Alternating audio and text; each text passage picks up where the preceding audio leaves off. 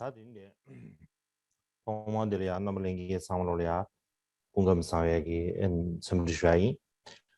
Primeiramente, eu gostaria de oferecer todas as minhas saudações a todos vocês.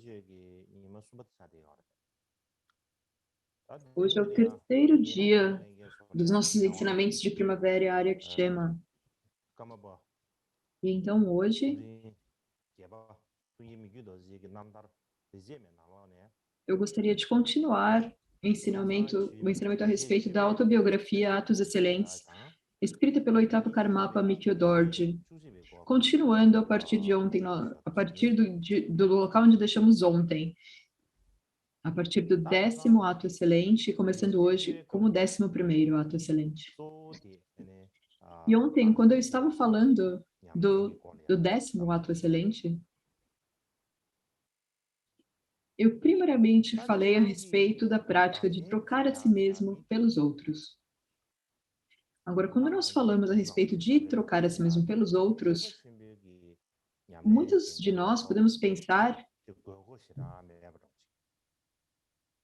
que isso não está necessariamente, isso não é necessariamente para todas as pessoas, a não ser para os praticantes Mahayana. Ou podem pensar que é uma prática que não tem, na verdade, uma conexão com a nossa vida diária. É possível que muitas pessoas vejam dessa forma.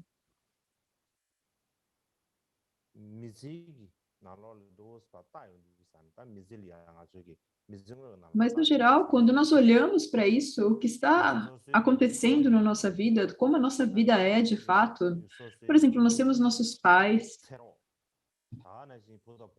nós temos nossos companheiros de vida, nossos filhos e filhas. Nós temos muitas pessoas que são realmente muito queridas ao nosso coração, pessoas com as quais nós nos preocupamos e nós amamos muito. Então, há pessoas dessa forma na nossa vida. E pelo bem deles, se nós precisamos nos sacrificar pelo bem deles, nós somos capazes de fazer isso. E quando eles encontram dificuldades e problemas, nós geralmente somos capazes de pensar, se teria sido melhor se fosse comigo do que com eles.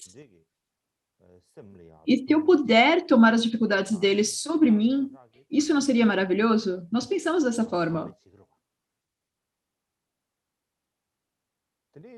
E nós fazemos tudo o que nós pudermos para eles. Então, na verdade, se nós olharmos para isso, isso é exatamente o que é trocar a si mesmo pelos outros. No entanto, quando nós pensamos a respeito das intenções, os objetivos e os propósitos últimos a respeito de trocar a si mesmo pelos outros da prática de Lojong, e essa forma ordinária de trocar a si mesmo pelos outros, que nós normalmente já fazemos, há um pouco de diferença. Nós não precisamos falar muito a respeito disso. Todos nós estamos aqui. Se nós pensarmos naqueles de nós que estamos reunidos aqui agora, nesse mundo,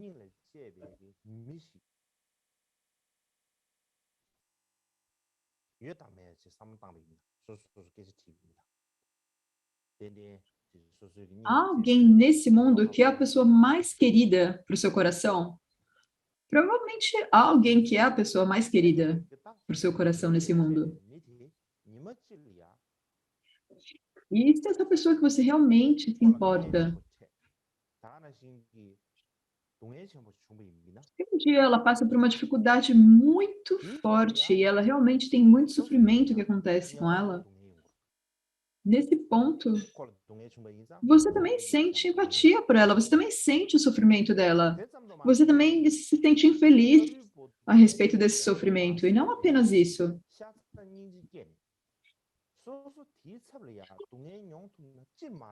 É possível que a gente sinta compaixão e afeição de uma forma que nós nem conseguimos suportar, pensando o tempo todo, o que eu poderia fazer por essa pessoa? Como eu poderia trocar de lugar com essa pessoa? Nós pensamos que nós ficaríamos felizes de estarmos no lugar dela. É possível que você pense dessa forma. E esse sentimento é algo que todos nós já sentimos. Não é algo que nunca aconteceu antes. Eu acredito que para a maioria de nós já sentimos isso. Até mesmo se você ainda não sentiu, é possível que você ainda sinta algum dia na sua vida. Então, essa intenção ou esse desejo de trocar a si mesmo pelos outros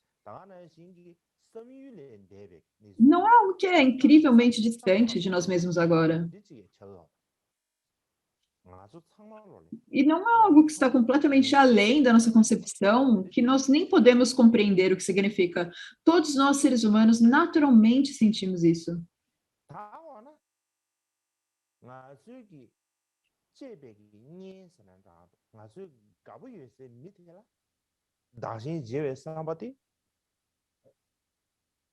Então, esse desejo de trocar a si mesmo pelos outros, pelas pessoas queridas, não é algo tão difícil. Isso naturalmente acontece. Mas o desejo de trocar a nós mesmos, que nós treinamos no treinamento da mente, não vem tão simples dessa forma. Então, qual que é a diferença entre os dois?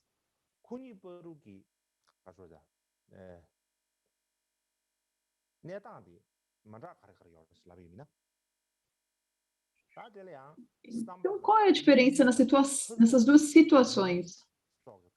Novamente, a intenção, o objetivo e assim por diante. A diferença vem daí.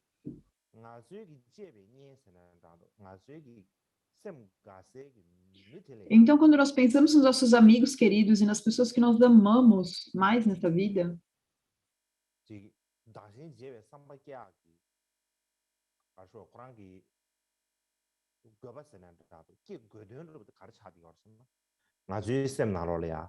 a razão pela qual nós sentimos essa necessidade de trocar a nós mesmos por essas pessoas é porque nós queremos que elas sejam felizes, nós queremos que elas sejam confortáveis, nós temos esse desejo, e por nós termos esse desejo, qualquer coisa que nós precisemos fazer para fazê-las felizes, nós iremos fazer isso. Nós nos sentimos inclinados a fazer isso, nós vemos que somos capazes de fazer.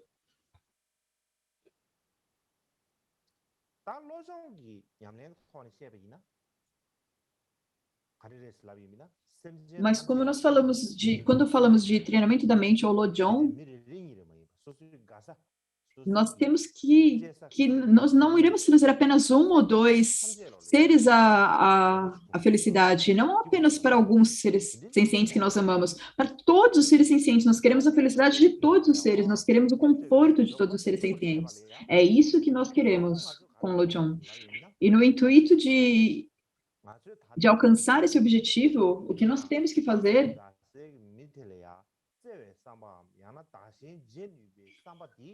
nós temos que pegar esses pensamentos amáveis pelos nossos entes queridos e o desejo de fazê-los felizes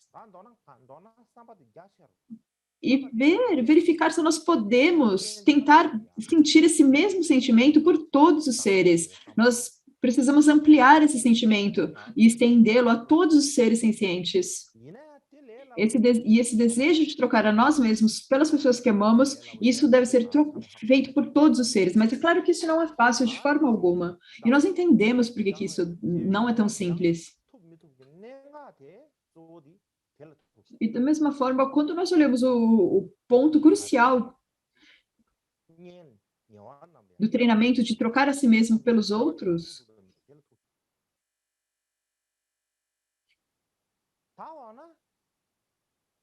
o ponto é, somos nós capazes de sentir a mesma afeição por todos os seres sencientes?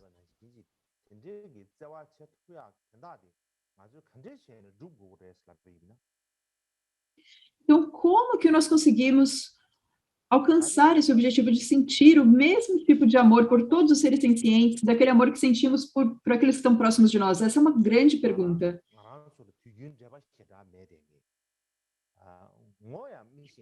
Então, a pessoa que nós normalmente não temos muita conexão, as pessoas que nem mesmo conhecemos muito bem, como que nós sentimos o mesmo amor por elas? Isso não é muito fácil, certo?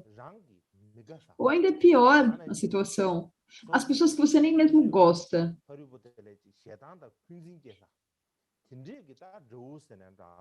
As pessoas que você sente uma certa aversão, ou que você sente rancor, você pode até chamá-los de inimigos. Essas pessoas que quando você as vê,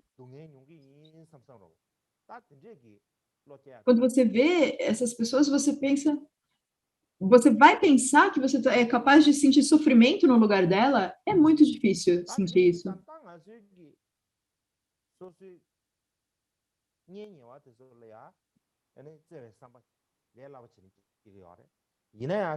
Então é mais fácil para nós sentirmos amor e pensamentos amorosos por aqueles que estão próximos de nós. É muito difícil sentir isso para as pessoas que estão mais distantes e ainda mais difícil pelos nossos inimigos. É difícil assim, experienciar esses sentimentos amorosos até mesmo por um único instante pelos nossos inimigos. E por que que é dessa forma? É claro que há muitas razões para isso. Há muitas coisas que nós podemos dizer a respeito disso, mas a razão principal, o ponto principal, é o que normalmente pensamos, é que eles não estão nem mesmo conectados a nós. Então, as pessoas que não estão conectadas a nós, eles não são nossos amigos, não são meus amigos, eles não são meus parentes, eu não tenho nenhuma conexão com eles.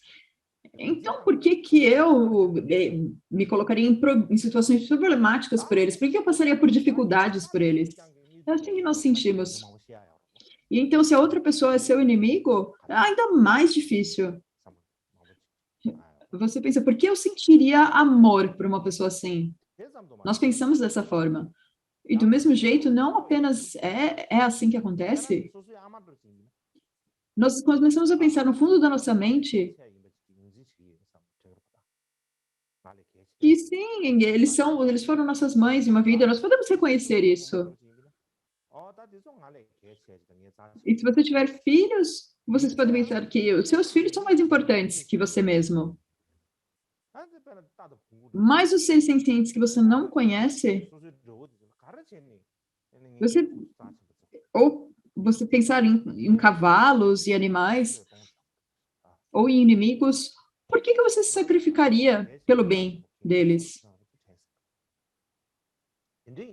Você não pensa que eles são muito importantes, não tem nada deles que seja mais importante do que a mim mesmo. Nós pensamos assim. Então, se nós desenvolvermos a coragem, para desenvolvermos a coragem de ter esse sentimento de troca por todos os seres, isso primeiramente depende de entendermos as razões pelas quais nós devemos trocar nós mesmos pelos outros, por todos os seres.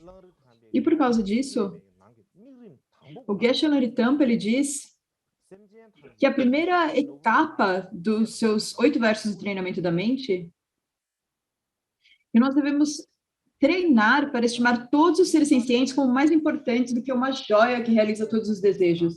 E o significado disso é que não apenas os seres eles são mais importantes do que nós mesmos,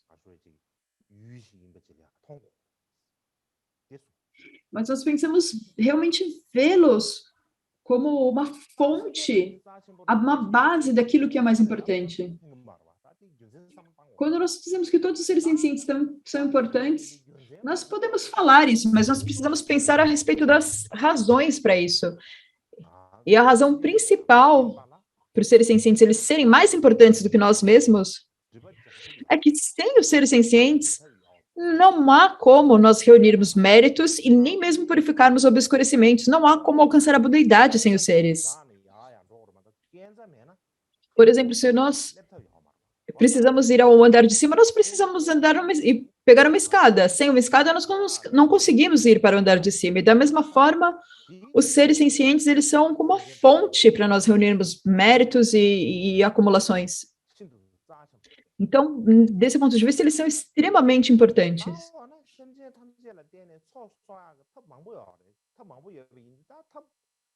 E agora, há muitos métodos para acumulações em relação aos seres sencientes. Então, qual é a razão que nós falamos que trocar a si mesmo pelos outros é tão importante? Tem razões para isso? Agora, se nós pegarmos um exemplo de uma analogia, Nós, por exemplo, acumulamos dinheiro, certo? Essa é uma analogia. Pegando como uma analogia, nesse mundo, muitas pessoas, elas trabalham muito com o intuito apenas de guardar dinheiro, de acumular dinheiro. E nós acumulamos dinheiro para termos comida e bebida. Para termos comida e bebida, nós precisamos de dinheiro. Se nós não temos dinheiro, nós não temos isso. Não tem como termos isso. Então, por essa razão, todos nós tentamos ganhar dinheiro e acumular dinheiro. E todo mundo gosta de dinheiro em algum nível. Porque sem dinheiro, nós não podemos fazer nada, certo? E da mesma forma, como uma analogia, se nós queremos viver uma boa vida de Dharma, eu estava falando antes de vida mundana, agora mudando para uma vida dhármica. Para viver uma boa vida de Dharma, nós precisamos ter todas as boas circunstâncias e condições para ter uma boa vida dhármica. Sem essas condições, nós não conseguimos viver uma boa vida de Dharma. E para isso, nós devemos reunir as acumulações. E a razão para isso é que as condições são obter um precioso corpo humano, encontrar um bom guru, e isso não vai acontecer se vocês não reunirem as acumulações. Assim, reunir as acumulações é o mesmo que ganhar dinheiro. Agora, normalmente, como que é que nós ganhamos dinheiro?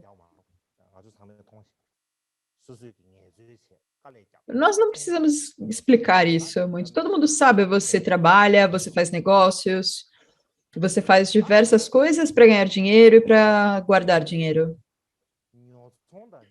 E, na verdade, todo esse dinheiro é basicamente vem da natureza de fazer trocas e comércio e negócios. Você dá algo para alguém, então você recebe dinheiro. Então, basicamente, é uma troca, em essência. E da mesma forma, como acontece com o dinheiro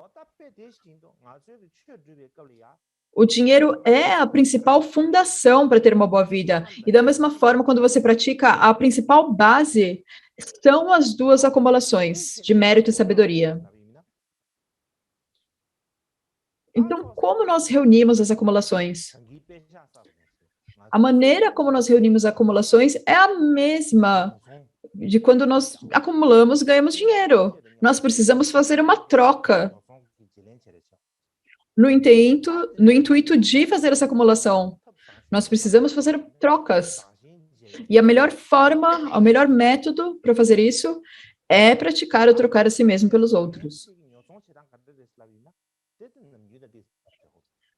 Então, como que é que você faz essa troca, o negócio de trocar a si mesmo pelos outros? Já é semelhante ao que nós já fazemos.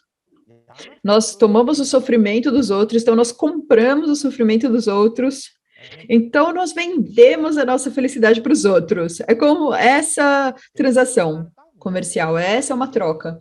Então, dessa forma, é como se fosse uma transação comercial, uma troca comercial.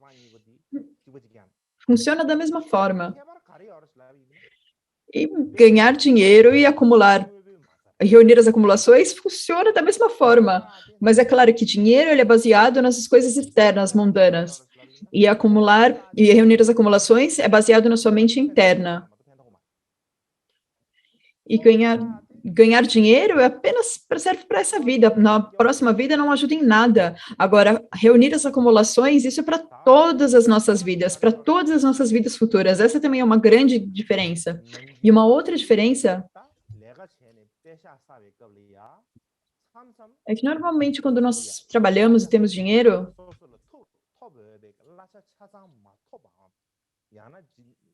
algumas vezes nós não conseguimos ter todo o dinheiro, todo o salário que nós precisamos. O escritório no qual trabalhamos, ou a empresa, o chefe da empresa, talvez ele não te dê o salário que você mereça. Às vezes as coisas não vão como deveriam e você perde o seu dinheiro. E até mesmo se você tem muito dinheiro, muitas vezes esse dinheiro ele tem um decréscimo. Então você também tem uma grande perda. E da mesma forma, nos dias de hoje, há um declínio econômico muito acentuado. E isso também é uma perda para cada um de vocês pessoalmente. No entanto,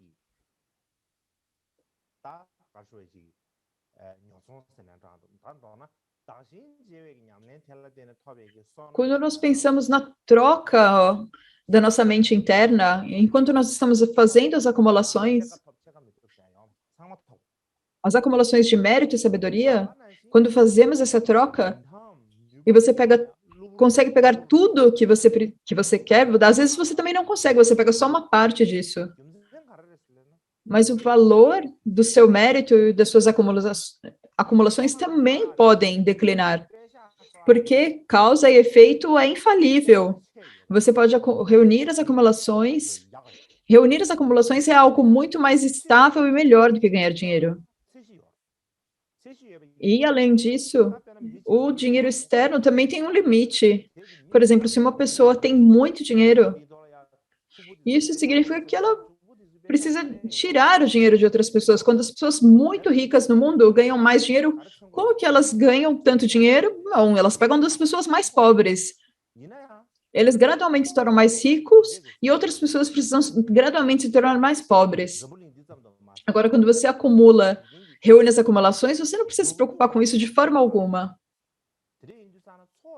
E nesse mundo e em todos os infinitos universos, não há nenhum limite para acumulação de mérito. Nunca vai ser precisar falar, agora eu já tive bastante, agora eu não preciso mais acumular mais mérito. Não tenho como mais. Não há algo assim. Você precisa reunir as acumulações o tanto quanto você pode. Você precisa trabalhar duro para isso, quanto você puder. E quando nós reunimos as acumulações, se nós pensarmos no dólar americano, é um dinheiro universal que você pode usar em diversos países e é aceito em diversos lugares. Esse dinheiro que é aceito em qualquer lugar. E da mesma forma, as duas acumulações, elas são como o dinheiro que você pode usar nessa vida e na próxima vida. E você pode usar em qualquer universo, em qualquer reino. Então, por essa razão,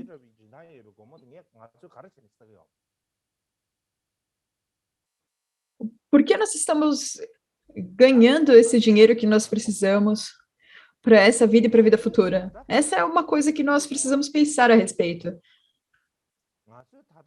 É que agora, se nós queremos aproveitar isso agora, e o que nós iremos usar agora, o que nós aproveitamos agora e usamos agora, isso é um resultado dos méritos acumulados em vidas anteriores. E é como se nós estivéssemos sempre gastando as nossas acumulações, mas se nós estamos sempre reunindo as acumulações, isso não é o que acontece.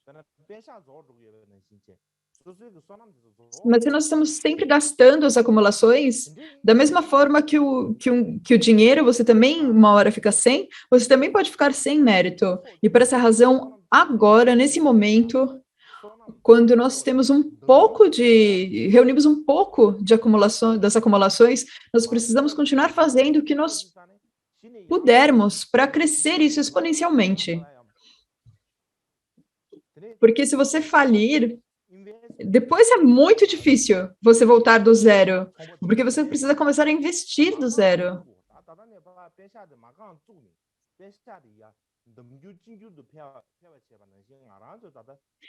Como, por exemplo, nos investimentos, eles investem muito capital, muito dinheiro. E da mesma forma, nós precisamos fazer tudo o que nós pudermos para reunir o quanto pudermos de acumulação. E quando nós falamos a respeito de investimentos, a razão que todos falam a respeito de investimentos e as pessoas pensam assim, eu ficarei rico em breve, eu vou ganhar muito dinheiro, ficar muito rico. As pessoas pensam nisso quando elas falam em investimentos. Então, elas têm esse tipo de ideia, certo? E pensa, se eu pegar apenas alguns milhões de dólares, isso já é muito bom. Muitas pessoas pensam assim.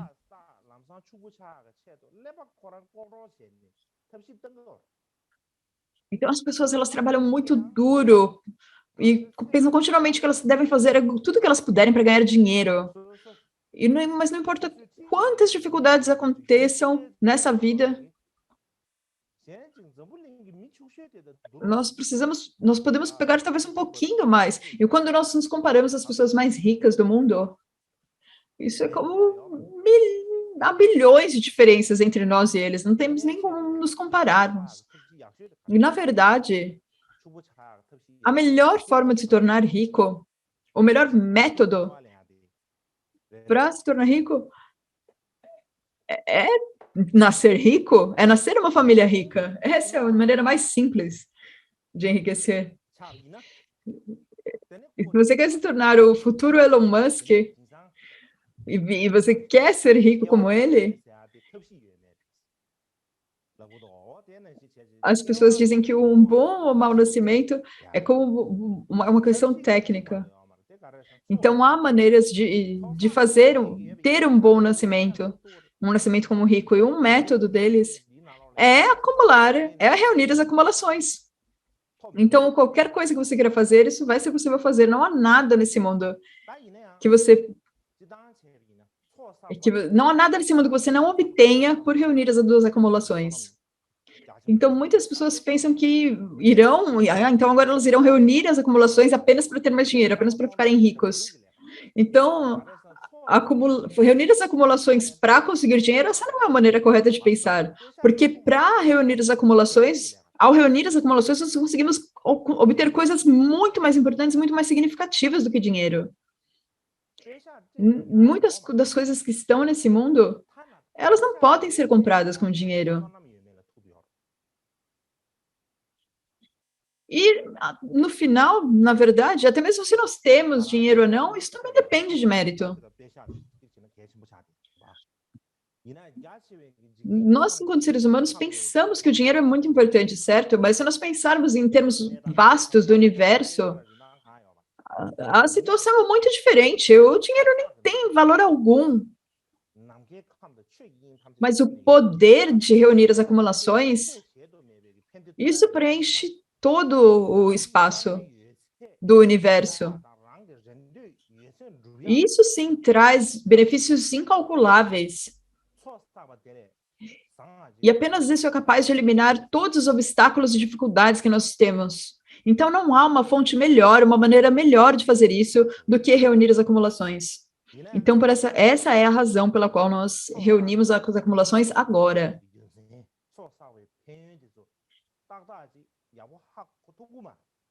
A razão e os benefícios de reunir as acumulações de mérito e sabedoria, nós nem mesmo sabemos quais são, mas apenas porque nós não entendemos muito bem por que é tão importante, nós não devemos desprezar isso.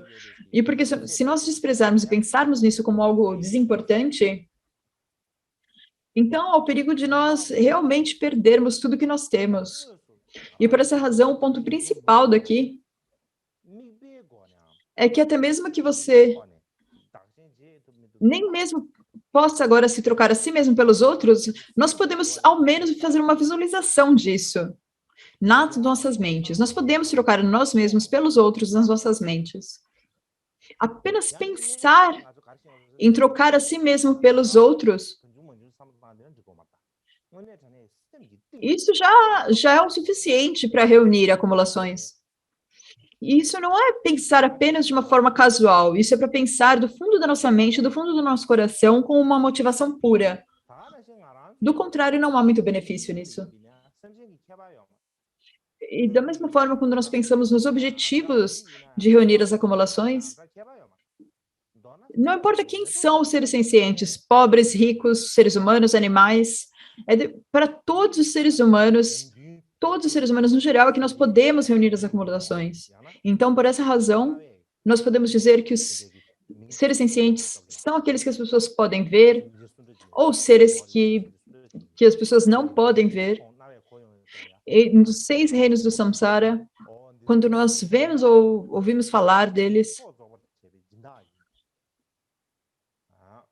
nós pensamos, eles são os doadores, os patrocinadores que me ajudaram a reunir as acumulações. Eles são a fonte das minhas acumulações. Eles são como o meu banco. Então, é assim que nós deveríamos pensar nos seres. E para cada ser individual, Nós precisamos ver que se nós formos capazes de reunir as acumulações por eles e tomar essas oportunidades que nós temos, isso vai ser realmente importante. Então, esse é o tópico de trocar a si mesmo pelos outros. Então, acho que agora nós podemos ter os 30 minutos de pausa agora. E então, depois eu irei continuar falando a respeito da 11ª estrofe.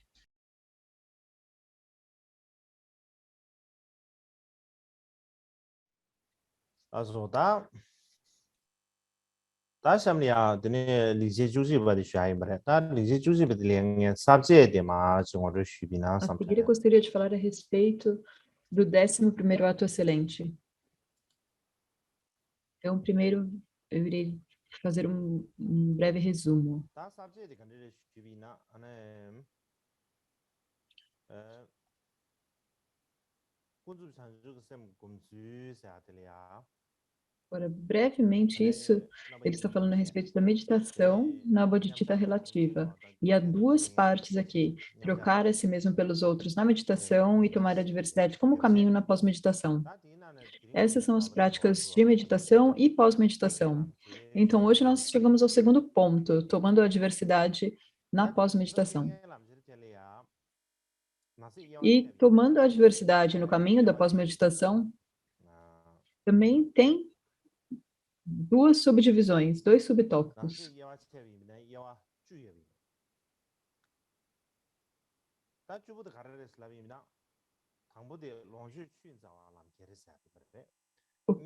O primeiro é ficar sem suprimentos como caminho. O terceiro é tomar a fala como caminho, depois tomar as palavras doces como caminho, depois tomar o sofrimento como caminho, tomar o benefício da felicidade como caminho. Sétimo é tomar as atitudes sobre as boas intenções como caminho. O oitavo é tomar as coisas indo bem ou mal como caminho. E o 10º é tomar a mesquinhez como caminho. E hoje nós iremos falar tomar a falta de suprimentos como caminho. E essa estrofe diz que, embora eu tenha doado sem apego aos seres, quando pessoas hostis respondiam isso com maldade, eu pensava comigo mesmo, isso purifica o meu karma ruim. E eu sentia tanto deleite quanto um mendigo encontrando um tesouro. Isso eu considero também que é um dos meus atos excelentes. E dentre os 33 atos excelentes, esse é o 11º.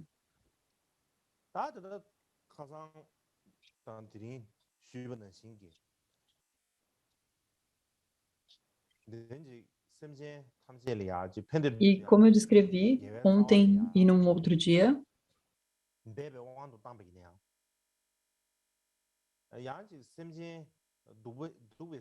se nós pensarmos como Mikio Dorje, ele se esforçou para criar as raízes da virtude por todos os seres sencientes,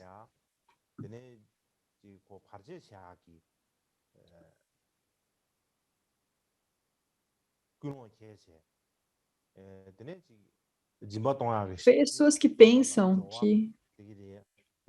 que os seres sencientes com mentes rudes, eles criariam obstáculos para atos em benefícios dos outros. Então, eles tentariam fazer obstáculos para essas atividades benéficas, porque as intenções de atos eram impuras.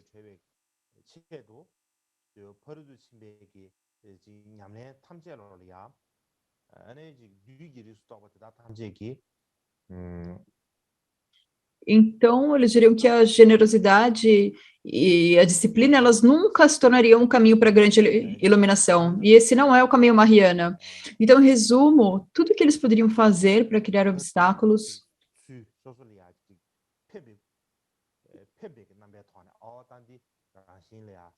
algumas vezes eles até pareciam estar ajudando, e pensava, isso na verdade, ao invés de estar ajudando, está machucando, fazendo mal aos outros seres sencientes. Eles falavam isso. Mas se nós olharmos de fora, parece que eles estavam parecendo ser legais com você, eles estavam sendo compassivos. Então, as pessoas às quais eu dei conselhos dessa forma. E quando nós falamos de maras aqui, na verdade, nós pensamos como seres com chifres e muito assustadores aparecendo, mas na verdade não é isso que significa. As pessoas que nos previnem de praticar o Dharma, sejam eles pessoas ou espíritos ou qualquer tipo de seres que eles sejam, esses seres é que são classes diferentes de maras. E o que nós devemos fazer por eles, absolutamente, nós devemos focar a nossa mente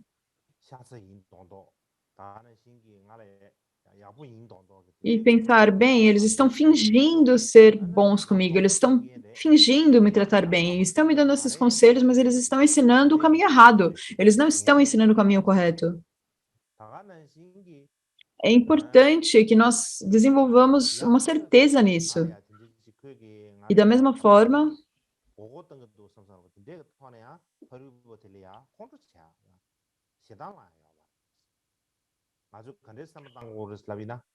nós não devemos pensar que essas outras pessoas estão tentando nos enganar e então ficarmos rancorosos ou desenvolvermos raiva por eles. E a razão para isso é que eles acumularam mau karma desde os tempos sem começo, desde o samsara sem começo. E o resultado disso é que eles precisam criar obstáculos para nós. Nós mesmos acumulamos esse mau karma desde o samsara sem começo. E uma outra coisa que nós deveríamos pensar é que se tudo sairia conforme os planos deles, se as coisas saíssem como eles planejam, isso seria difícil para nós. Mas isso também traria um karma terrível para eles, que amadureceria no futuro.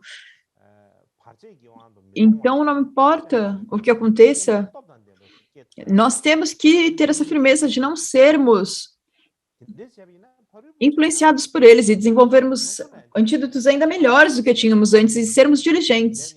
E isso também vai beneficiar o outro tanto quanto me beneficia. E quando nós pensamos em obstáculos, quando os obstáculos surgem,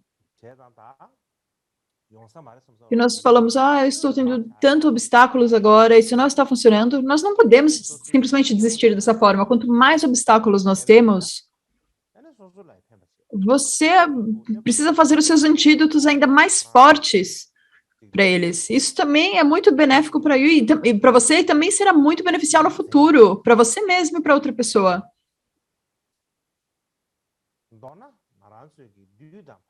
E para que o outro não tenha um amadurecimento do karma ruim no futuro. Então, isso é muito importante. E nós precisamos ter muita autoconfiança para fazer isso.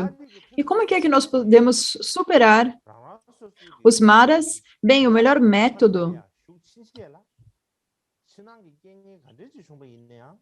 enquanto você está no caminho de praticar o Dharma, não importa quais são as condições internas ou externas, isso não pode te afetar. E não importa quem que é, não importa o que é que você encontre. E se esse Mara está fazendo de uma forma pacífica ou violenta, não importa qual método que ele está usando, até mesmo se eles querem fazer obstáculos, você não vai ser afetado por isso. Você tem que ter coragem e determinação para não ser afetado por isso. Você deve ser tão tranquilo e estável quanto as profundezas do grande oceano. E se você tiver uma mente tão estável assim, você será vitorioso na batalha contra os maras. Do contrário, se você não tiver essa estabilidade, essa mente estável, e esse pensamento estável do Dharma, então, quando apenas pequenos obstáculos acontecerem, há o perigo da sua mente mudar completamente.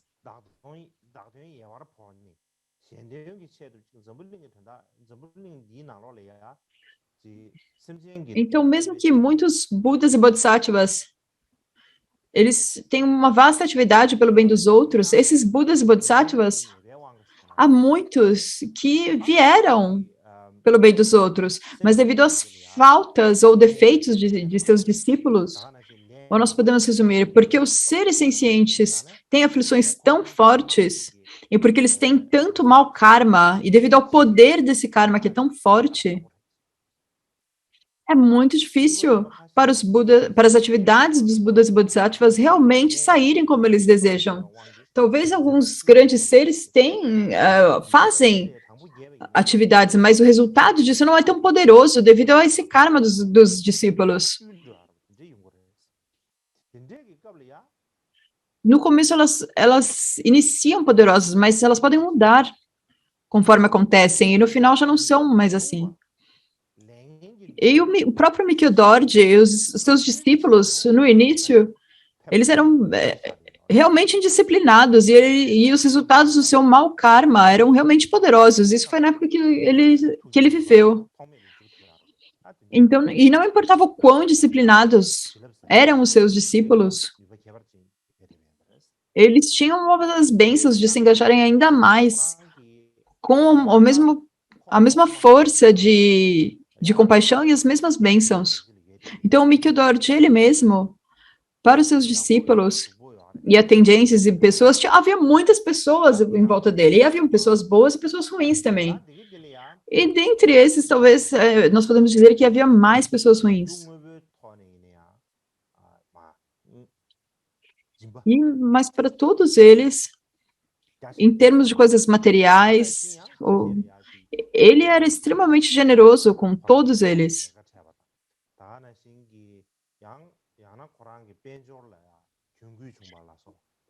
E mesmo se uma pessoa experimentasse uma ameaça para sua vida ou experienciava alguma grande perda na sua vida, ele protegia essas pessoas, ele sempre oferecia uma proteção dos perigos.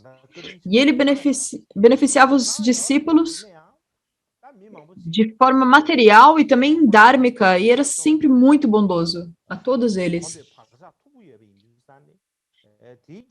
E há muitas pessoas, por terem impressões kármicas muito fortes de outras vidas, elas tinham rancores com eles, por essa razão kármica.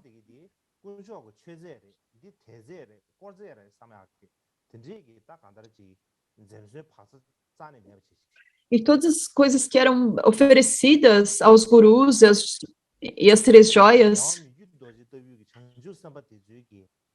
eles não pensavam nisso de uma forma com devoção. Ao invés disso, eles, na verdade, roubavam, destruíam as coisas que eram oferecidas ao Mikio Dorji, mesmo ele sendo um grande bodhisattva. E como eles faziam isso? Como eles roubavam, destruíam os bens?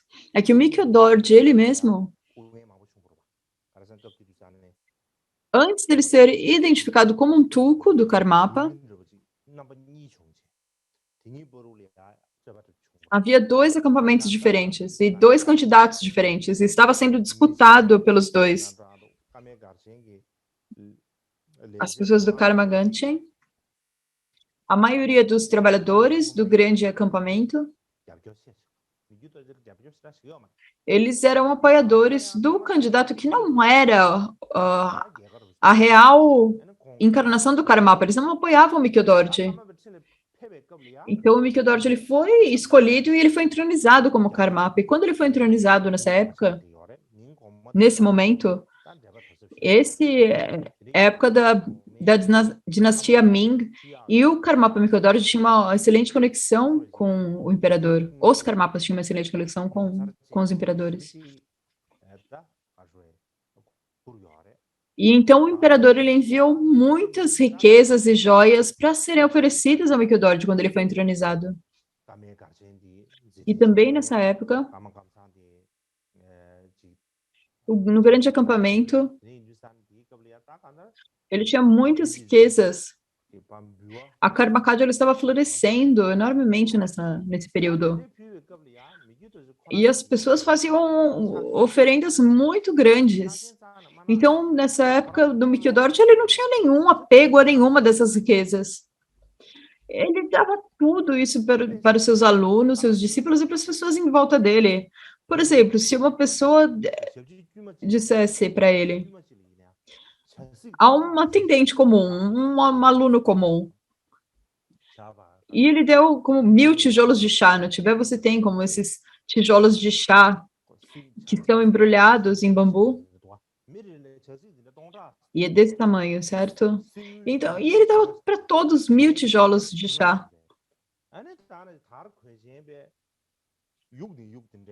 Ele estava com cargas de ouro e prata, ou ainda seda, ou animais como cavalos, gado.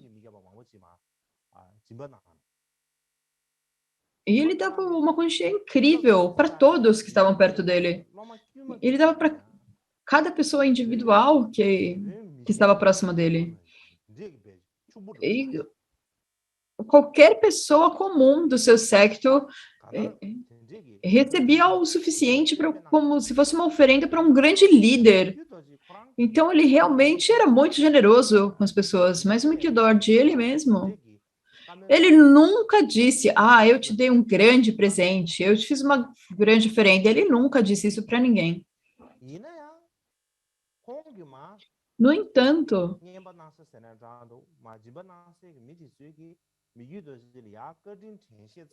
as pessoas as quais receberam esses presentes, eles não tinham gratidão nenhuma ao Mikidord. Elas sentiam como se fosse uma obrigação, como se fosse deles mesmo, como se o Mikidord realmente tivesse uma dívida com eles.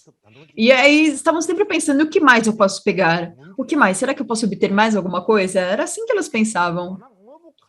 Eles eram insaciáveis, elas nunca estavam satisfeitas com nada. Não importa o quanto elas ganhassem, elas sempre queriam mais e mais. E quando elas pediam por mais, elas usavam todos os tipos de coisas, todos os tipos de métodos para causar mal. E uma coisa, elas nunca diziam, você fez essa atividade e assim por diante. Eles apenas falavam, você é o Karmapa, certo?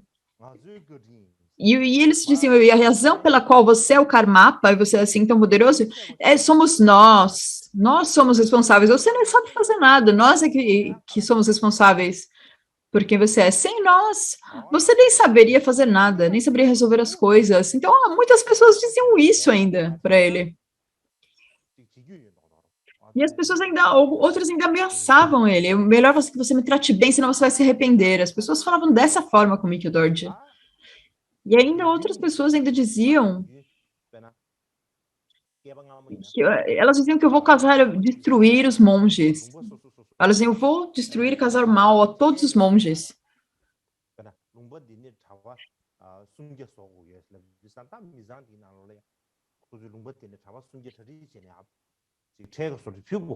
Então, nessa época, todos de cada região, elas davam uma pequena taxa para apoiar os monges de cada comunidade, da sua própria comunidade.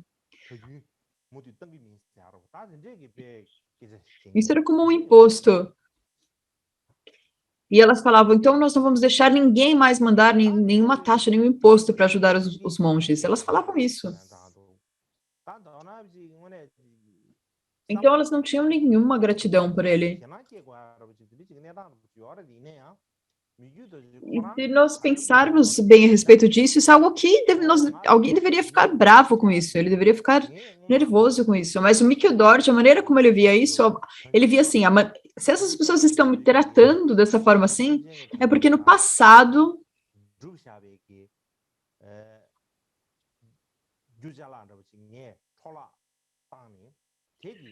eu desperdicei as oferendas dos bodhisattvas do passado, as providências que eles acumularam para o bem dos seres. Então, agora, esse mau karma está amadurecendo. Então, essa é a razão para essas pessoas estarem tomando todas as minhas coisas e agindo dessa forma. Esse é o resultado do meu próprio mau karma. É isso que ele dizia. E até mesmo se eu tivesse perseguido todos eles, isso não teria ponto, isso não teria sentido. Porque nós não estamos nem... Isso não é apenas no grande acampamento, era em todo o Tibete Central, ele era muito influente. E o Karmapa, ele mesmo, tanto em termos dármicos ou mundanos, ele era muito poderoso.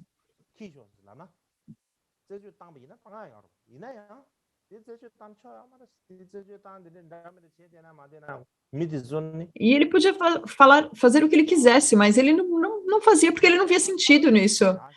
E ele pensava, se eu tentasse fazer algo a respeito disso, Não faz sentido. Se eu apenas ficar indiferente a tudo isso, isso é mais benéfico. E ele nunca teve essa ideia na cabeça dele de pensar, eu te dei isso e você não falou direito comigo depois, você não pensou direito. Ele nunca pensou assim, ele nunca falou nada assim. Não apenas ele nunca falou nada dessa forma, quando as pessoas realmente faziam mal a ele em retribuição, ele pensava que se ele continuasse a ajudá-las, se ele ajudasse elas de novo, ele achava que isso seria mais significativo e mais benéfico. Então, nessa época,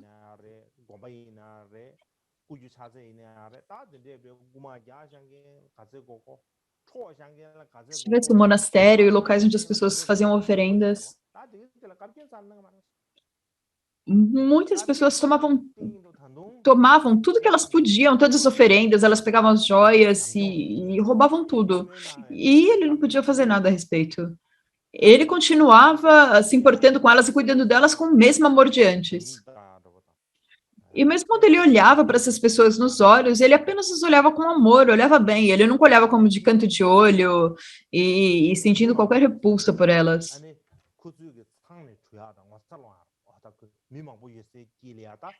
E ele nunca ia no meio dos outros e expunha as falhas dela e falava, eles fizeram isso e outro, porque isso as envergonharia, certo? Ele nunca fez isso. Então, resumidamente, todo mau karma era apenas porque os seres eles não são domados. Então, não é assim que as correntes mentais deles são, é isso que ele pensava. Então, ele colocava a culpa nas aflições, mas ele nunca colocava a falha, a falta, o defeito na pessoa. Era apenas nas aflições mentais.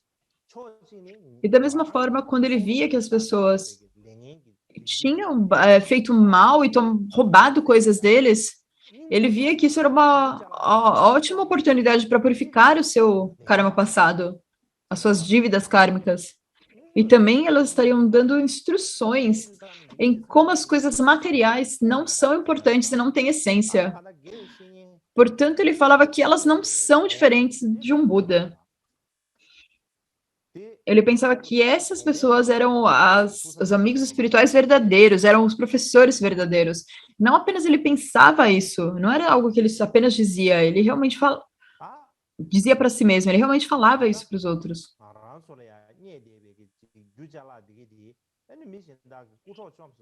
Então, nos dias de hoje, todas as coisas que nos dão, outras pessoas tomam elas. E isso é para purificar os débitos kármicos que nós temos desde o início do samsara, então nós temos que aceitar isso. Então, ao invés de ficarmos mais karma ruim, sentindo raiva e aversão, se nós não acumularmos esse karma de raiva e ódio, então nós iremos usar isso no caminho da iluminação e não um método melhor, um método mais puro e mais rápido de ir alcançar a realização, alcançar a iluminação. É isso o que ele disse. E uma coisa que nós precisamos entender é que o Buda, ele fez regras de que os monásticos, eles têm que viver de esmolas. Então, eles têm que ver a si mesmos como pedintes. Portanto, eles devem estender as mãos às outras pessoas, como um pedinte. No entanto, a diferença dessa situação um verdadeiro pedinte ou mendigo e os monásticos, a diferença dessa situação é que os monásticos, eles recebem oferendas daqueles que têm fé neles. São as pessoas que têm fé que fazem oferendas a eles. Então, seja comida, roupas e qualquer coisa que as pessoas dão aos monges e monjas, então, no geral, há um termo particular que é chamado como alimento de fé. Então, é o alimento que vem daqueles que têm fé. Seja isso comida, roupas ou qualquer tipo de coisa que é oferecida. Então, esse alimento de fé São coisas que as pessoas trabalharam muito duro para obter.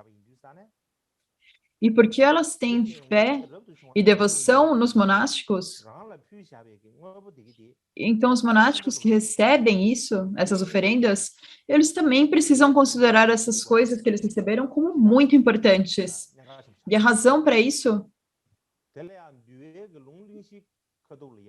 é realmente muito importante que eles considerem isso importante. E é uma história que está nas escrituras do Vinaya que falam de 5 maneiras diferentes de usar as oferendas de fé. A primeira é usá-las como um proprietário. A segunda é usá-las aceitando o que é dado, como algo que é dado. A terceira é usá-las de uma maneira que é permitida. A quarta é usá-las como se fosse um ferro em brasa. E a quinta é usá-las como se fosse algo emprestado. Então, para a primeira dos três, para as três primeiras, a primeira que é usar as oferendas como se você fosse o dono. Isso é para usar hats. Quando nós falamos dos indivíduos nobres, os aprendizes, os que aprendem e os que não aprendem, os que aprendem são os arhats. E quando eles usam essas coisas que estão oferecidas a eles pelas pessoas, então eles usam essas coisas como um dono, como um proprietário. Eles estão usando as próprias coisas deles. Então isso não, quando você usa as suas próprias coisas, não há nenhum remorso a respeito disso, certo? E também há aqueles nobres que adentraram o caminho na correnteza. E a maneira que eles usam isso é aceitando o que lhes foi dado.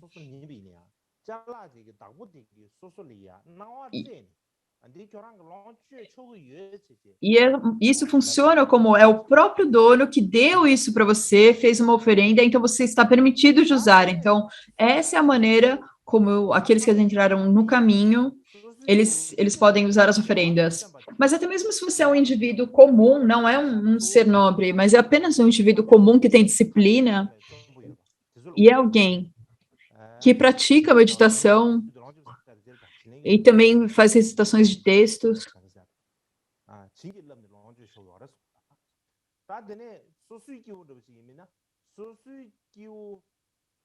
Desculpe, não é assim. Quando nós falamos a respeito de aceitar o que é dado, na verdade, isso é aceitar o que é designado a você. E as pessoas comuns, eles utilizam essas oferendas da maneira que é permitida. Então, isso aqui é como se não fosse seu, mas você tem uma permissão para usar. Então, é isso que é dito. Essa é a forma que as pessoas comuns podem usar as oferendas através de fé. E há uma história a respeito disso também. Eu acho que é importante para nós sabermos essa história. Então, uma vez, o mais importante patrocinador do Buda era Anatta Pindata. Ele era extremamente rico. Ele era o patrocinador, o doador mais importante da época do Buda. E ele vivia em Shravasti. Então, uma vez, ele convidou o Buda e todo o seu séquito para virem. E ele tinha muitos tecidos para fazer os mantos de Dharma. E muitos tecidos, estedas, e ele pensou que ele ia dar isso para os Budas. Eu preciso oferecer isso para os Budas e para os Bhikshus. Então, ele foi até o parque de Jeta, o bosque de Jeta, e ele convidou o Buda até lá.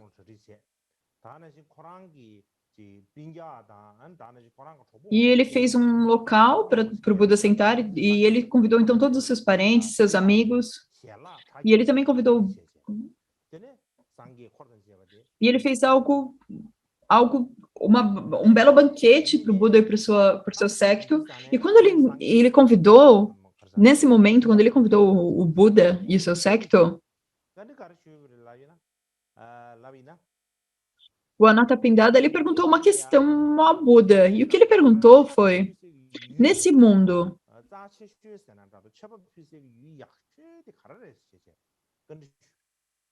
qual que é o melhor recipiente ou a melhor pessoa para receber uma oferenda? E o Buda disse, o melhor recipiente de uma oferenda é a Sangha. Mas nessa época,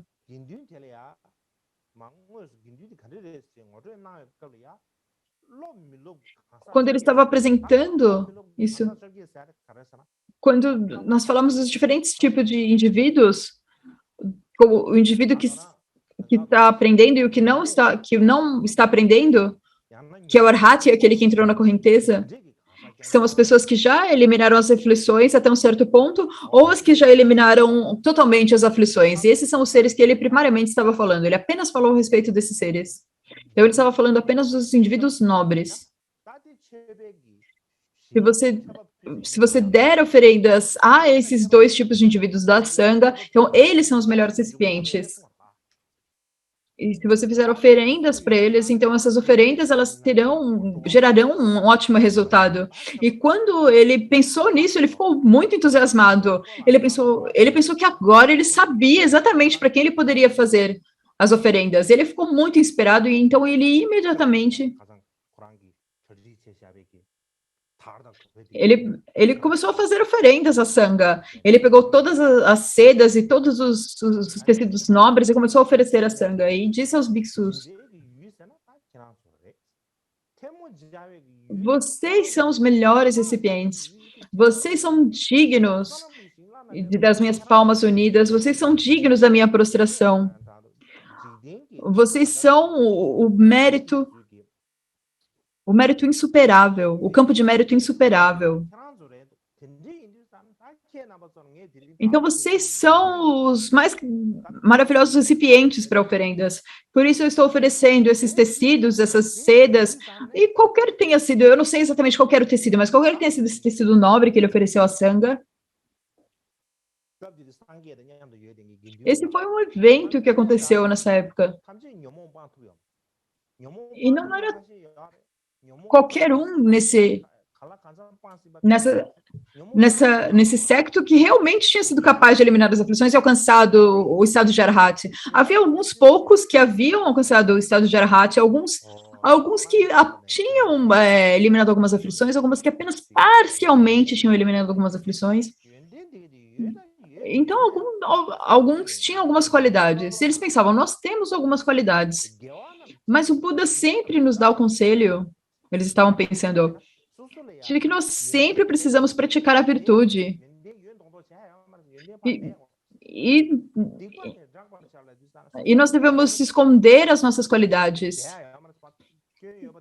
E não mostrar isso para as pessoas. Nós devemos esconder as nossas qualidades e mostrar os nossos defeitos. Então, por essa razão, se eu tomar algo hoje, então eu estou falando que eu sou alguém que tem qualidades, eu estou falando que eu sou aquele que é digno de receber oferendas, então não tem nenhuma maneira que eu devo pegar isso, eu não posso aceitar isso. Então os Arhats, eles não receberam nada, eles não receberam as oferendas, eles não aceitaram. Eles eram para pegar as oferendas com as mãos e eles não pegaram, eles não esticaram as mãos e eles não falaram nada, eles apenas não pegaram. Então ele foi até algumas pessoas que abandonaram um pouco de aflição em algum ponto. Então as pessoas pensavam, nós não somos os recipientes também das oferendas, então nós não podemos pegar isso. Então eles não pegaram. E quem que sobrou? As pessoas que eram comuns, as pessoas da Sangha que eram comuns, que não tinham nem mesmo eliminado nem um pouco as aflições. E essas pessoas pensaram, nós nem mesmo começamos as primeiras aflições. Então como que eu poderia pegar essas oferendas? Então eles também não aceitaram as oferendas. E aí no final não tinha nenhum único bhikshu que aceitou essas oferendas. E quando eles não aceitaram as oferendas, então o Anathapindada, ele ficou muito decepcionado, ficou muito chateado, triste com isso. Ele pensou, os bhikshus, eles estão rejeitando as oferendas. Eles decidiram que não vão aceitar a minha generosidade. Eu tentei fazer uma oferenda e eles não aceitaram, então eu não tenho mérito. E ele estava pensando dessa forma. E a expressão mudou completamente, ele ficou como pálido. E o Buda estava lá, e o Buda estava sentado perto dele. E o Buda disse para o Ananda, o que está acontecendo, Ananda? o Anathapindada, ele está fazendo as oferendas, e por que os bhikshus não estão aceitando? É claro que o Buda sabia a razão, mas mesmo assim ele perguntou para Ananda, porque numa situação humana, se ele apenas não dissesse nada, isso não seria bom. Então, para que as pessoas entendessem, que as pessoas que estavam presentes entendessem, então ele perguntou ao Ananda. Então, Ananda explicou toda a situação. Porque o Ananda disse que o Anathapindada tinha perguntado, certo? Ele havia perguntado qual que era o melhor recipiente, e o Buda disse que seria sangas, arhatis, daqueles que entraram na correnteza. Apenas os indivíduos nobres. Então, quando ele deu as oferendas, os nobres não aceitaram, porque eles vão estar mostrando qualidades, falando, eu sou um indivíduo muito nobre, então eles rejeitaram, porque eles estariam louvando a si mesmos.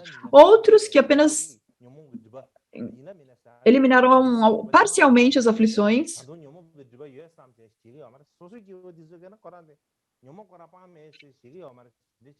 que são nobres, mas não eliminaram completamente as aflições, eles também perceberam que eles não deveriam aceitar as oferendas. E o Buda disse imediatamente quando ele viu isso, então você vai, Ananda, e convoque todos os bhikshus em Shravasti e traga eles aqui. Então ele acumulou todos os membros de Sangha, toda a Sangha se reuniu ali. Eles se reuniram em torno do Buda e o Buda disse, primeiro ele perguntou, ele disse, hoje,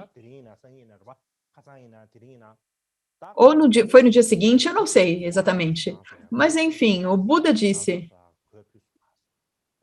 o Anathapindada ofereceu tecidos para vocês fazerem vestes, certo? Ele ofereceu a vocês, e por que vocês não aceitaram? E quando ele perguntou isso, os membros da Sangha, eles não disseram nada. Eles não conseguiam responder, eles não conseguiam falar nada. E então o Ananda, ele era como um tradutor. O Ananda, ele explicou toda a situação ao Buda, toda a história novamente. E então o Buda disse, perguntou as questões, é uma questão muito importante. E o que ele perguntou foi, por que é que vocês se tornaram monásticos?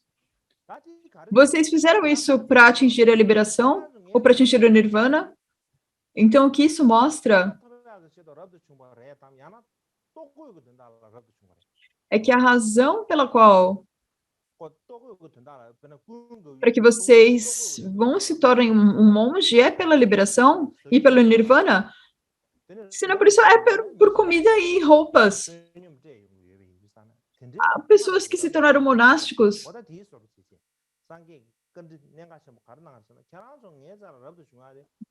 para obter comida e oferendas. Por acaso vocês se tornaram monges e monjas para alcançar a liberação, para alcançar o nirvana? E eles falaram, claro que sim, é essa a razão. E quando eles disseram isso, o Buda disse, tá bem. Então, se é dessa forma, então não importa o quão valioso, qual é o preço do tecido, qual é o valor do tecido, está tudo bem para vocês usarem tecidos caros. Se a comida é deliciosa, maravilhosa, isso também está tudo bem consumir. Se alguém oferecer para vocês até mesmo uma casa com diversos andares, está tudo bem para vocês aceitarem. Porque o ponto é que vocês não estão no caminho, não se tornaram monges por comida e oferenda. Porque vocês fizeram isso pela liberação e pelo nirvana. Se vocês tivessem vindo por comida e oferendas, então vocês não deveriam aceitar. Mas se vocês estão aqui pela liberação, então vocês devem aceitar essas oferendas. Qualquer que seja a oferenda, você deve aceitar pelo bem do doador. Esse é um ponto crucial. Se você pensar no alimento de fé, como alguém que tem disciplina, apenas manter os preceitos, isso não é o suficiente. Porque você tem que pensar, eu estou tendo disciplina para conseguir comida e oferendas, ou você está mantendo a disciplina para alcançar a liberação? Então, o Buda perguntou diretamente a eles, por que vocês estão mantendo a disciplina? Vocês estão mantendo disciplina para alcançar a liberação e o nirvana, ou apenas para ganhar alimentos e roupas? Se você tem disciplina, então está bem aceitar alimentos e roupas.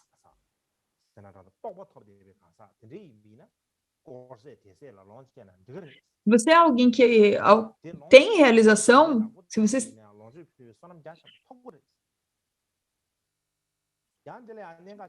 você aceitar os alimentos de fé, você pode aceitar isso. Você será capaz de aceitar isso. Mas até mesmo que você mantenha a disciplina, ter disciplina apenas, isso não é o suficiente. Você tem que realmente se esforçar em estudos, em recitação e em meditação. Você não pode apenas ficar sentado ali com disciplina, mas de uma forma preguiçosa. Você realmente precisa se esforçar nas recitações e na meditação. E se você aceitar sem isso, é como se você estivesse pegando um empréstimo. É como se alguém te dá um empréstimo de $100, você tem que devolver $100. E se você não se esforçar nas atividades de escutar, contemplar e meditar, então é como se é um empréstimo. Mas até mesmo se você tiver disciplina, se você tiver apenas no intuito de obter alimentos e roupas, isso não está correto, você usar as coisas que são oferecidas a você com fé. Porque isso é como pegar uma bola quente, comer uma bola quente de ferro, porque isso queimaria todo o seu estômago, certo? Essa é a mesma forma se você aceitar um desses alimentos de fé. Então, se você não é alguém apropriado para desfrutar desses alimentos, ainda há o perigo de você renascer num inferno. E também nesse ponto é bom lembrarmos das palavras de Patrul Rinpoche.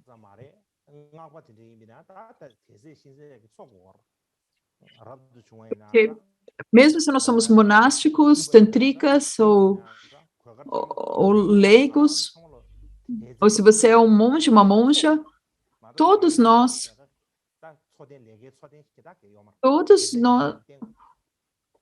na verdade, todos os monges e monjas, eles apenas dependem das oferendas dos vivos e dos falecidos.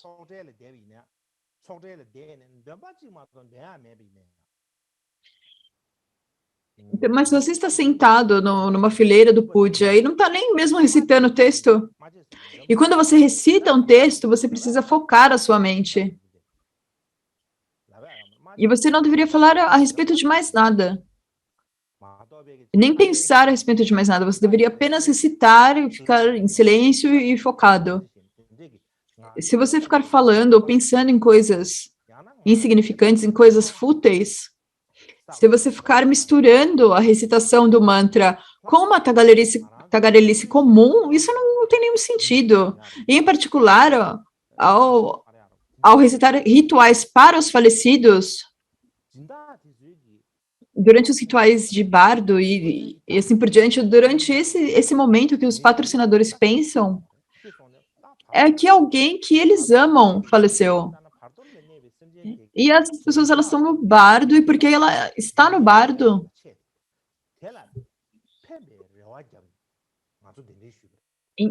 no intuito de diminuir o sofrimento e o medo que aquele ser está experienciando no bardo, eles pedem essa recitação dos pujas. Mas se nós estamos sentados ali apenas tendo pensamentos ruins, ou nós não devemos permitir que nós tenhamos pensamentos ruins. E se nós sentarmos ali sentindo aversão ou ganância, isso não é bom. Isso porque os seres do bardo, eles têm clarividência, eles não são como pessoas comuns. O que outras pessoas sabem, nós não conseguimos saber. O que outras pessoas pensam. Mas os seres do bardo, eles sabem. Eles têm como telepatia, clarividência, eles sabem o que as pessoas estão pensando de verdade. E por essa razão, quando os seres do bardo, eles vêm, Então, eles pensam que todas as pessoas que foram convidadas, há o perigo deles apenas terem pensamentos ruins as pessoas não terem nenhum pensamento de beneficiá-los, eles vão saber isso e eles vão criar aversão a isso. E eles podem criar uma visão errônea, uma versão com relação ao lama, e esse ser ele pode até mesmo ir para os reinos inferiores. Então, numa situação assim, seria melhor nem convidar um lama para fazer uma cerimônia do que convidá-lo. E, em particular, há muitos rituais Vajrayana, que são rituais ou atividades, ou sadhanas. Isso estão ali como não são apenas meras palavras. Quando nós falamos sobre o Buda, o Dharma, e do começo até o final, essas palavras, elas são palavras para fazermos a visualização da criação com completude. E por causa disso, nós precisamos pensar. Se você não pensar no sentido mesmo da visualização das fases de criação e completude, e são apenas palavras vazias. E você está apenas falando alto palavras vazias. Mas não tem essência. Não tem. É como se fosse um papagaio recitando um Mani Mantra. É quando você tem um papagaio, o papagaio ele pode. Se você ensinar para ele, o papagaio ele pode falar um Mani Padme Hum. Ele pode falar um Mani Padme Hum, mas os papagaios, eles sabem o que significa um Mani Padme Hum? Não, é a mesma coisa. Então, em particular, quando nós estamos recitando, quando nós chegamos à recitação de mantra, nós meio que nos relaxamos. Nós ficamos muito entediados fazendo isso. Então, a gente meio deita como se fosse um cadáver, não conseguimos nem ficar retos, não conseguimos nem sentar direito. Então, com nossos olhos, nós olhamos para um lado, olhamos para o outro, nós damos ouvido a qualquer barulho aqui e ali. E, ao mesmo tempo, nós falamos coisas inúteis. Vamos olhar no Facebook. Você viu aquele filme ontem? Nós falamos todos esses tipos de coisas. E quando você está fazendo isso, como nós estamos contando mantras, mas a nossa mente está apenas em outro lugar. Os pensamentos e as palavras que nós estamos dizendo, elas não estão de acordo. E isso é reduzir o Dharma como uma mera fachada. Ali tem uma aparência de Dharma, mas não tem a essência. Não tem nem mais uma fachada de Dharma. Não tem nenhum sentido nisso. E há um antigo provérbio que diz: é melhor cantar uma música com boas intenções do que recitar Mani Mantras enquanto se abrigam más intenções.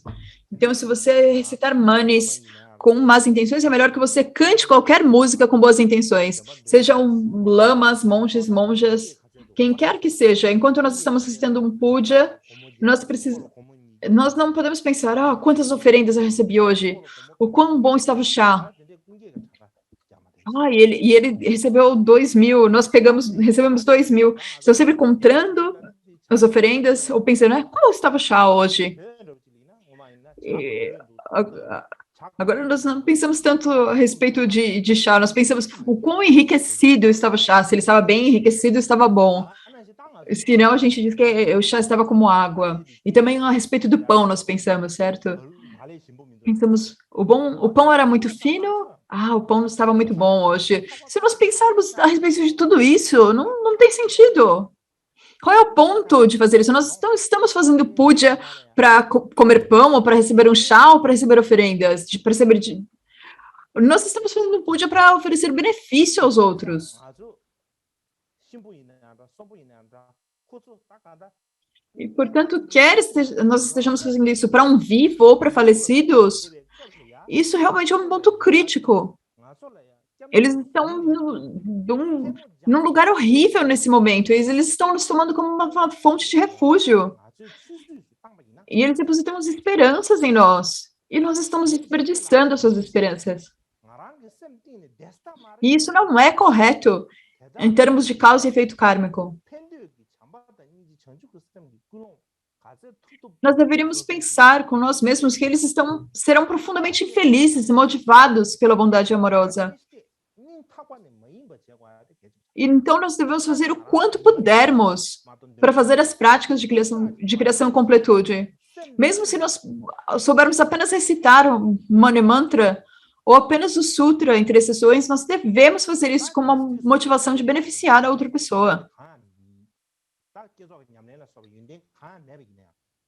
Mesmo que você não tenha nenhuma qualidade da prática de criação, da fase de criação e completude de forma alguma, e você pensa, eu não sei fazer isso, eu não sei nem nada a respeito de recitação, e você pensa, então hoje não vai ter nada, e se sente desencorajado e preguiçoso apenas falando, eu não posso fazer isso, eu não sou capaz, não consigo. E ao invés disso, ao invés de conseguir aumentar a nossa coragem e compaixão, nós estamos diminuindo isso. E quando nós falamos, eu vou no refúgio no Buda Dharmina Sangha, se você nem sabe isso é algo que todos podem fazer.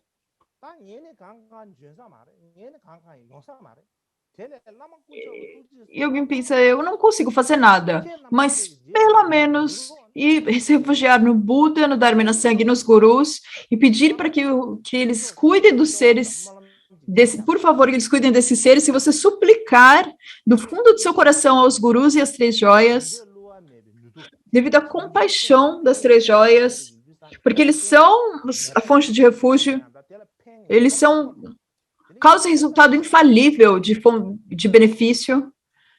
Então, se for dessa forma, eles irão trazer benefício à pessoa viva ou à pessoa falecida. Então, há uma história que eu quero falar. Eu acho que se eu falar uma história agora, isso vai ficar um pouco mais claro. E a história provavelmente aconteceu durante a época do 15º Karmapa. E havia um monge no monastério de Tsurpo. É claro que não havia apenas um, havia muitos monges ali, mas havia um monge em particular. Ele não era muito brilhante, ele não era muito inteligente e ele também era muito preguiçoso. E, em todo caso, o que ele fez... No monastério de Tsurpo tinha muitos textos que era preciso memorizar. Vajravahari e Chakra Sampara eram textos diários que eram necessários memorizar. Mas ele não conseguia memorizar eles. E o que aconteceu, o que eles tinham costume, era que eles pegavam os monges como servidores de chá. Então, isso era uma tradução. E transformaram esse monge num servidor de chá. E quando ele foi feito de servidor de chá, um dia ele cometeu um erro. Ele não fez o seu trabalho direito. E porque ele não fez direito o próprio trabalho, ele pensou, e o mestre de disciplina, ele vai me bater. Isso não vai ser bom. E pensando nisso, ele tinha um amigo, ele chamou o amigo, então ele e o amigo fugiram do monastério. Eles fugiram do Tsurpo. E depois que eles fugiram, eles nem sabiam exatamente onde eles estavam indo, eles não tinham muitos planos. Mas eles foram por vários locais, e eventualmente eles chegaram a Tongari. E quando eles chegaram nesse lugar, Tongari, eles foram até essa família nômade. E o que aconteceu é que eles chegaram no mesmo momento que um membro da família tinha acabado de morrer. E a família soube que eles eram do monastério de Tsurpo. E eles pensavam que os monges de Tsurpo eram muito importantes. Então eles pediram, por favor, faça poa pelo falecido. E eles não esqueçam completamente de saber fazer poa. Eles nem sabiam o que era um texto de poa. Eles não sabiam nenhum texto de poa. Então, como que eles poderiam fazer? Mas naquela época, nesse momento, nessa família, eles já tinham convidado outros lamas e monges de outras linhagens. E se eles pensaram, se nós não falarmos que nós não sabemos poa, isso vai ser uma desgraça para o monastério de Tsurpo. Então, ao invés de admitirem que não sabiam, eles tomaram coragem e apenas sentaram ali. E quando eles sentaram, Eles se aprontaram para fazer um poa e pensaram, como a gente vai fazer o poa agora? E eles olharam um para o outro, e falaram, Eles ficaram um tempo ali olhando um para o outro, pensando, e o servidor de chá, o que ele pensou, ele meio que podia falar um pouco das 4 sessões de Guru Yoga. Ele não conhecia muito bem, mas ele podia arriscar alguma coisa. Ele pensou mesmo, se nós recitarmos as 4 sessões de Guru Yoga, isso poderia ser bom. E o seu amigo falou, se nós não recitarmos nada, nós estamos acabados, então vamos recitar as 4 sessões de Guru Yoga. Você me ajuda, eu não sei direito, mas você me ajuda a recitar também. E o amigo dele disse ok, e eles se prepararam, então. Eles se prepararam para fazer isso e começaram a recitar as 4 sessões. Mas tinha tantas pessoas sentadas ali e todos estavam olhando para eles. Eles eram os monges de Tsurpo e as pessoas estavam lá com expectativa, pensando o que eles vão fazer. Então eles começaram meio a ficar com pânico, porque todos estavam encarando eles. E eles começaram a ficar pior, cada vez piores. E os rostos deles começaram a queimar, eles ficaram vermelhos, eles não conseguiam nem mesmo falar as primeiras palavras das 4 sessões. Então, não tinha mais nada que eles podiam fazer. Eles pegaram os mantos deles de monge e cobriram a própria cara com as suas vestes. Eles cobriram a sua cabeça inteira. E então, eles começaram a recitar dessa forma as 4 sessões. Minhas mães, todos seres sencientes. E eles começaram, assim, a recitar as 4 sessões de Guru Yoga. E quando eles chegaram no ponto onde é recitado Karmapacheno, eles pensaram Karmapa, corporificação de todos os Budas. E eles começaram a falar Karmapacheno. Eles chegaram nesse ponto. E eles pensaram, Karmapa, se vocês não olhar por mim hoje, por favor, me olhe para mim com compaixão agora. Eles começaram a falar isso muito fervorosamente. E eles começaram a falar Karmapacheno tão alto. E eles começaram a falar Karmapacheno cada vez mais alto. E então, nesse momento, o servidor de chá, ele ouviu uma coisa. Ele ouviu no seu ouvido, assim, faz isso agora. Como se alguém tivesse dito para ele. E imediatamente ele disse, He! E quando ele disse isso, He! E ele disse, Pé! E então, eles ouviram um barulho muito forte. E um pedaço do topo do crânio do cadáver, um pedaço subiu, pulou do topo da sua cabeça. Isso é como um sinal de poa. E então todos ficaram maravilhados. E eles pensaram, uau, eles têm poderes. Não há ninguém que seja como os monges do Tsurpo. Olha esses sinais de poa. Eles viram completamente ali no topo da cabeça do cadáver. Então eles sentiram muita fé. E a família deu muitas oferendas a eles. E muitas pessoas que foram convidadas e também deram muitas oferendas, como manteiga, carne, itu, que é como um queijo doce tibetano. E no final eles tinham recebido muitas oferendas. E no final os dois voltaram ao monastério com todas as oferendas. Então é melhor que nós voltemos ao monastério agora, porque nós temos algo a oferecer para eles. Então nós podemos voltar e fazer oferendas à Sangha. Então, talvez, se a gente te oferecer isso, eles não deixem entrar novamente ao monastério. Então, eles partiram, e eles eram realmente essas grandes oferendas à Sangha. Eles fizeram muitas oferendas a todos. E eles também confessaram seus remorsos por terem fugido. E pediram, por favor, nos aceitem de volta. E eles deixaram eles voltarem. E eles continuaram a ser monges do monastério de Tsurpo. Então, nesse momento, quando eles estavam recitando Karmapacheno, o Gyawan Karmapa ouviu eles. É isso que é dito. Então, o Karmapa Kabdudort ouviu eles fazendo Karmapacheno. E qual que era o Karmapa? Exatamente, eu não sei qual que era.